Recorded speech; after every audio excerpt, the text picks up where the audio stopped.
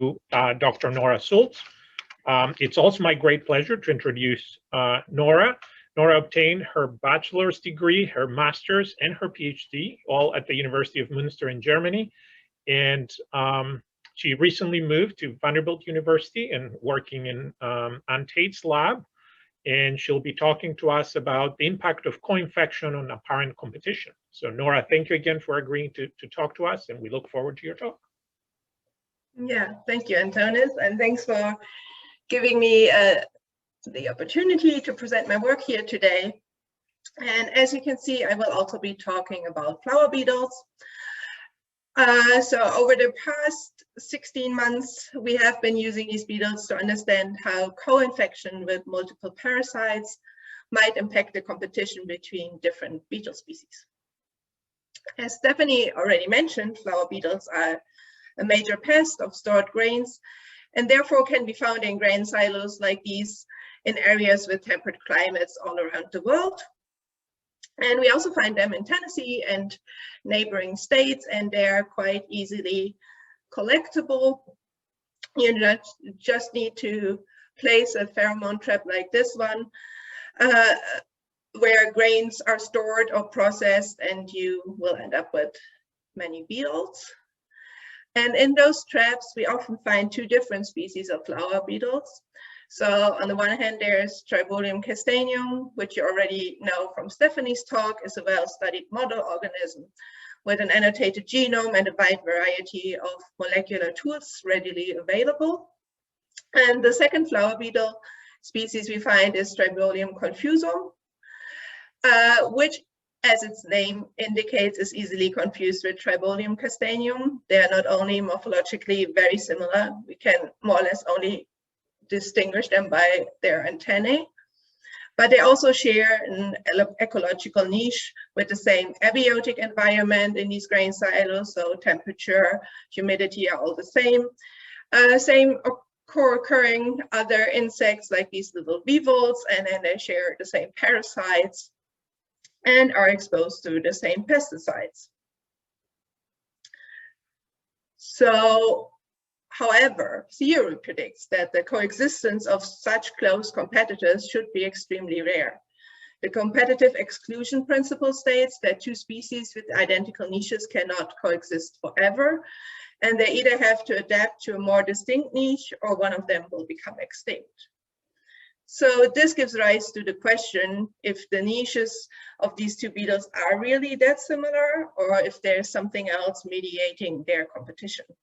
An answer to this question was already given more than 7 decades ago when Thomas Park tried to rear these two species in the same culture together in the lab. And he observed that under disease-free conditions, in the absence of parasites, these beetles did not coexist, but rather over a period of 2 years. He saw that T. castaneum always outcompeted T. confusum, leading to the extinction of T. confusum here. And even though they started at the same densities. And we know that this is caused by a higher reproduction rate in Tribolium castaneum and also shorter generation time. But when they added a parasite to the picture, the situation was reversed. So they infected both species with a shared parasite, Adelini triboli. And at first, Tribolium castaneum is able to dominate again. But after a year, this switches, and in the end, Tribolium castaneum becomes extinct while confusum is able to survive in the presence of the parasite. Thus, parasites not only have the ability to mediate competition, but can actually contribute to a complete reversal of the outcome. And this is also the case for a different parasite that many labs around the world use to study host-parasite interactions and co-evolution in Tribolium. And this is the endospore-forming bacterium Bacillus thuringiensis, which you can see here. And in a publication from 2019, the Tate lab showed that Tribolium confusum beetles are more likely to survive a septic infection with BT, so they're shown here in yellow, while T. castaneum dies at a higher rate, here shown in blue. And therefore, BT could be another parasite that has the potential to mediate the dominance T. castaneum has under parasite-free conditions.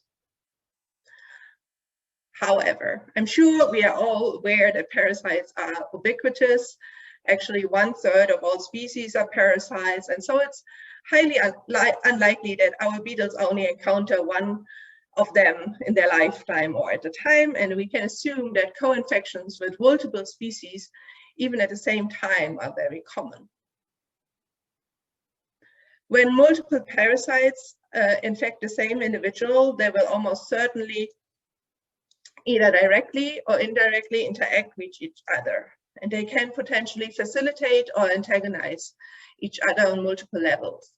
For example, the second parasite could benefit from the first parasite suppressing the host immune system, or the second parasite might find it more difficult to establish an infection because the host immune system has already been activated by the first parasite.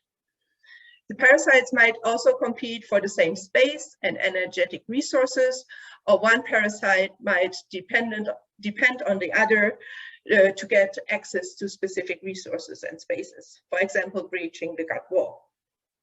Finally, co-infecting parasites can have very different modes of transmission. One might need to kill their host to infect other individuals, while another is vertically transmitted and therefore needs the host to stay alive and reproduce as much as possible. And so, as you can see, co-infection can have far-reaching immunological consequences within the host, but also epidemiological consequences for the whole population. And if hosts just differ slightly in their susceptibility or responses, co-infection can shape competition between species. In the Tate Lab, we investigate these processes in a model system consisting of the two mentioned flower beetle species, and we infect them with two very different parasites. The first one I already mentioned is Bacillus thuringiensis, which can form endospores that you see here as these white spots. And they also produce cryotoxins at the same time. And these together can puncture the gut wall and kill the beetles within 24 hours. So this parasite is an obligate killer, and it causes high mortalities in infected beetles and should therefore occur at low prevalences in nature. The second parasite, on the other hand, is a different species of protozoan gregarians that pass through the gut of their host and cause only relatively asymptomatic infections with basically no mortality, which should lead to higher prevalences in nature. So how would a co-infection with gregarians reinforce or reverse the BT-mediated competition? To remind you, in the absence of infection, T. castaneum outcompetes T. confusum. And with a single infection, which we here are talking about the BT infection, the situation can reverse and T. confusum now outcompetes T. castaneum. And there are 4 possible outcomes when we add a co-infection with gregarians to the picture. So firstly, we might not see any changes at all. T. confusum is still able to outcompete T. castaneum. Secondly, co-infection could enable coexistence between the both, so they both do equally bad or good with the co-infection.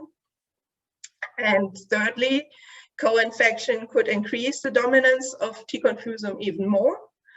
And lastly, the co-infection obviously could also reverse the picture, and now T. castaneum would dominate again. So before we started to investigate any of these questions in the wet lab with experiments, we wanted to improve our plans with the outcomes from a mathematical modeling approach. And this work has been mainly done by our former undergrad Faith Rogenwald, and her and Anne's work was accepted to be published in the American Naturalist just last month. And this model is a so-called SIS model, which means that susceptible individuals become infected and after a certain time can recover if they don't die, and then they become susceptible again. And this type of model is representative of a wide variety of infections in invertebrates. So in a disease-free state, there's only direct competition between the two species, for example, through different cannibalism rates of each other's eggs. And susceptible individuals can acquire a single infection either with a species-specific gregarine, there you go, or a shared focal parasite. In this case, this would be BT. And each species then has their own mortality and recovery rates for either parasite. And then single infected individuals can then acquire a co-infection, which will change the motility and recovery rates to the focal parasite for each beetle species. And for both parasites, we have this environmental stages that are infective and then infect new susceptible beetles.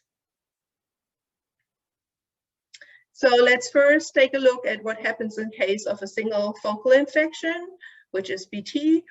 And remember, under disease-free conditions, Tribolium castaneum dominates.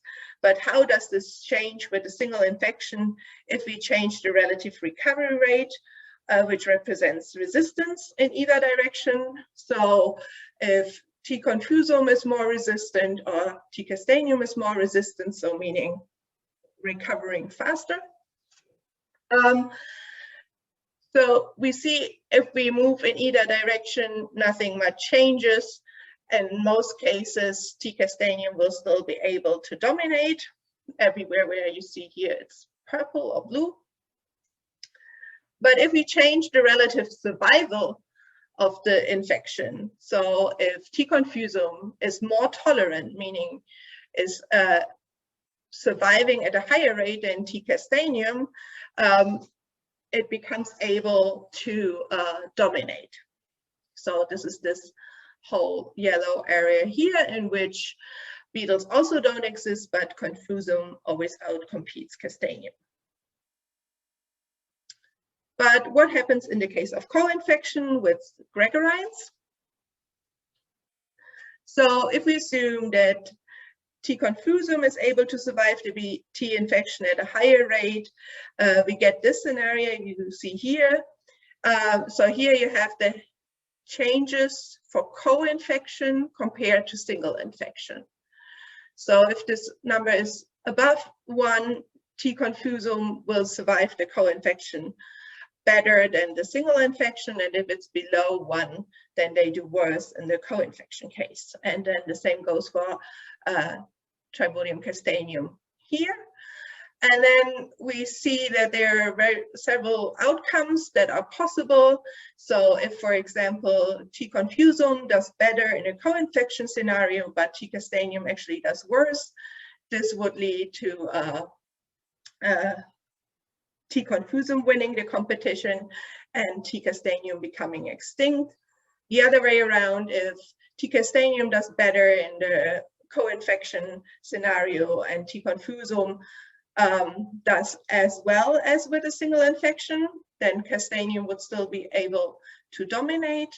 And then finally, I guess the most interesting area here is this green area where we actually would see or would expect coexistence. And this is when both species do slightly worse under co-infection scenarios compared to a single infection. So next we set out to test empirically in the lab these predictions. So we wanted to know how a gregarine co-infection changes the survival of a BT septic infection and whether this affects both beetle species the same way or if there are species-specific differences. For this, we came up with the following design. So we collected eggs from either confusum or castaneum and exposed them to flower with frass that either came from gregarine-infected colonies and therefore contained plenty of infective gregarine gametocysts that you can see here, or as a control to we used frass from a clean, uninfected colony. And we recorded pupation rates to see whether the gregarine infections affected development and used a subset of the larvae to infect them with BT. As a control here, we had a wounding control where the needle was not dipped in bacteria, but just a clean needle. And then for these ones, we measured Gregarine infection status via qPCR, and also how Gregarine infection status affected BT load, also via qPCR. And then finally, we recorded the survival from 6 to 24 hours post-infection. And this represents a very short time frame it takes BT to actually kill the larvae after septic infection.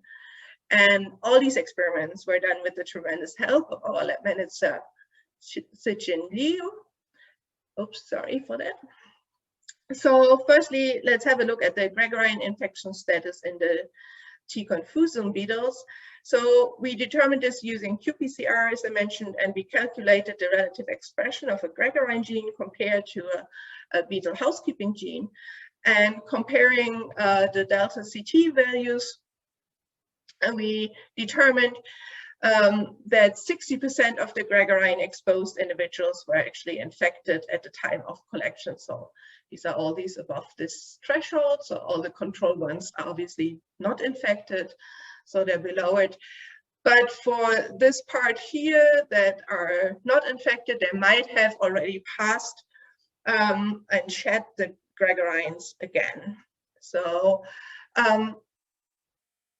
across experiments, we generally find that Gregarine infections are more prevalent and more severe in T. confusum than T. castaneum. And for T. castaneum, we often only find infection levels in around 30% of exposed individuals. And we also saw in the T. confusum beetles that these Gregarine infections actually slow down the larval development by increasing the time it takes to reach pupation.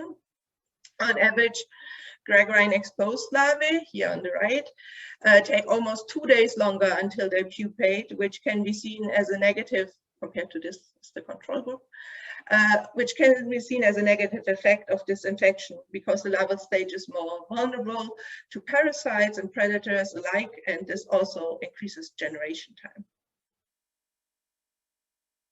On the other hand, Gregarine exposure did not affect the bacterial load measured for the first 12 hours after infection.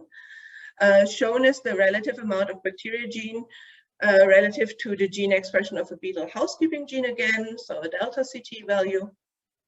And although some beetles show a strong expression, a strong increase in bacterial load, these here, and might have been well on the way to dying, these can be found like in both groups, so either with Gregarine infection or without. So the Gregarine infection did not weaken the larvae in a way that would lead to an increased bacterial load. And finally, let's have a look at the survival data. So first for T. confusum, you can see here's the survival rate for 6 to 24 hours post-infection. And the dashed line represents the single BT infection treatment where beetles were not exposed to Gregarines. And then the unbroken line here is the treatment where beetles were exposed to Gregarines and then infected with BT. And also the effect is not very large. The co-infection with Gregarines significantly reduced the survival of the BT infection in Tribolium confusum. This looks similar for Tribolium castaneum beetles, but here the effect size is smaller and the difference is not significant. And we therefore can conclude that Gregarine exposure is more detrimental to T. confusum than to T. castaneum, which might at least in part to do with the greater severity of Gregarine infection we observe for Tribolium confusum. But now let's see, what do these results mean for the outcome of competition? So if we go back to our model predictions, our results that both species do slightly worse when they co-infected with Gregarines lands us right here in this area. If you remember where T. confusum and T. castaneum can coexist. And it appears to be that that co-infection with several parasites could actually be able to mediate competition and promote coexistence between these two species. So to briefly summarize our findings, we saw that a single infection with VT in this case switches the outcome of competition between the two beetle species to different mortality rates, and that a co-infection with gregarines can reverse this effect by leading to higher mortality from the focal infection, VT, in the less susceptible species, which is confusum, while not significantly affecting the other species, Castanea. And in a broader sense, the omnipresence of parasites should lead to co-infections everywhere. So these insights are not only important to flower beetles or insects in general, but can probably apply to most host parasite systems and could be used to better understand the evolution of resistance, tolerance, and immune responses, and should also be considered when investigating host parasite co-evolution. Finally, I think these initial results demonstrate how research benefits from the integration of theoretical models with empirical experiments. And then a brief outlook for what we are currently doing and aim to do in the future. So there's still many open questions, some of which we are already working on. So we are currently analyzing transcriptomes to answer the question, how does co-infection alter infection dynamics and immune responses? And we are measuring lipid and glucose content of larvae to see how co-infection changes the availability of resources. And we would further like to expand our model to include age and life stage structure. And we could also apply the modeling approach or do different infection setups to test whether the order of infection is important and if there are any priority effects. And finally, maybe an experiment that is a bit bigger and will probably take a bit longer is to use a mesocosm with both beetle species and both types of parasites to directly observe competition outcomes. So in conclusion, I hope I was able to show that our model system here has great value as we are able to use it in so many ways to investigate co-infection and parasite-mediated competition. And I want to thank Anne Tate for giving me the opportunity to work on this project, and Faith for creating a framework for the experiments with the model, Sijan for the help in the lab, and everyone else in the Tate lab for making this last year somewhat bearable. And thanks to all of you for your attention, and I'm looking forward to your questions.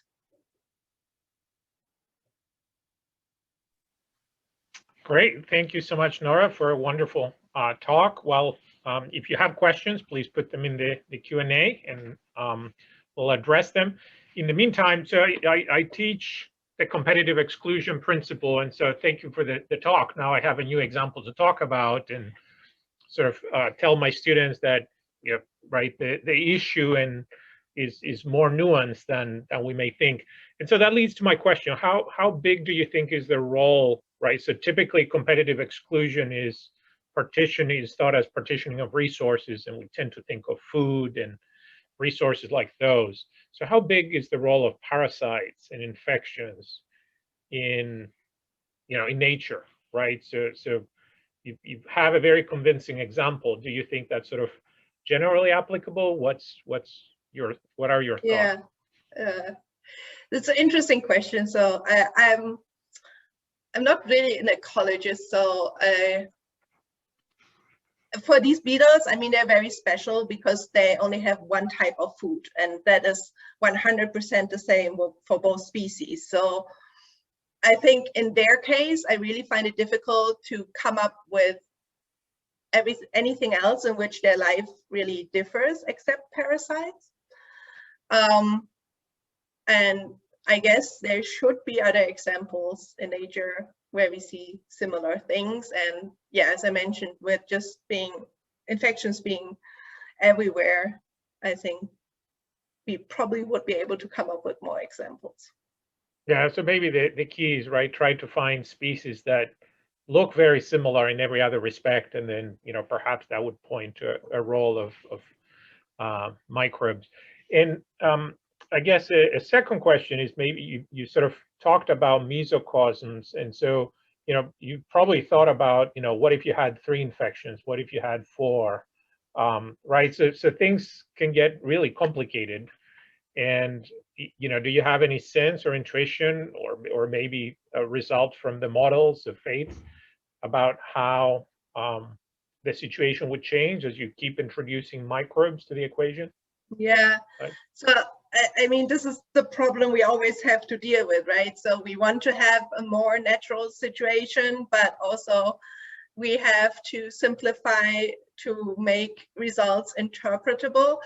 By just adding this one more parasite, already, I understand the whole situation becomes way more complex.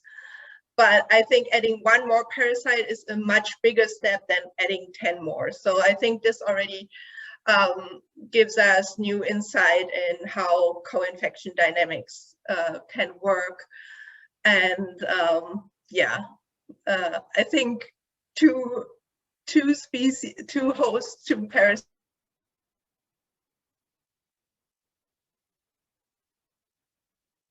before we go any further. Yeah, yeah. And I didn't mean to imply in any way, shape, or form that you need to go and do 3 or 4. No. It's really wonderful work. So if there are no more questions, I would like to thank both speakers and remind, oh, there is one more question. So Nora, do you think that mammalian ecologists should be thinking more about parasite effects on fitness when thinking of competition? Should organismal folks who work on big things think smaller? And that's a question from Dr. Larissa DeSantis.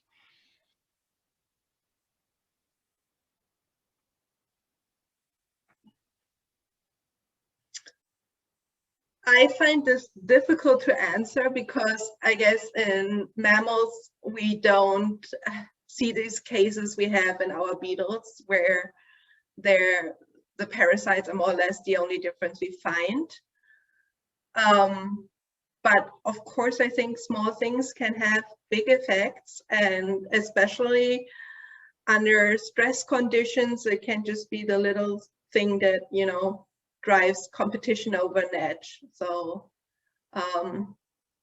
and when thinking about epidemiology and infections, I mean, with the current situation, with the pandemic going on, we are aware that people that already have other diseases are at greater risks, but that it could also be the other way around is another option. And I think we've all started to think more about these topics the last year. So yeah, I'm really happy that the beetles are able to inform us on these interactions and make us think, and then maybe relate this back to us as well. Wonderful. Thank you so much. So thank you to both speakers for 2 wonderful talks, and a reminder that we'll have our Zoom reception, and I believe the link is in the chat box in a few minutes starting at 4:15. And so thank you again, and please join us at 4:15.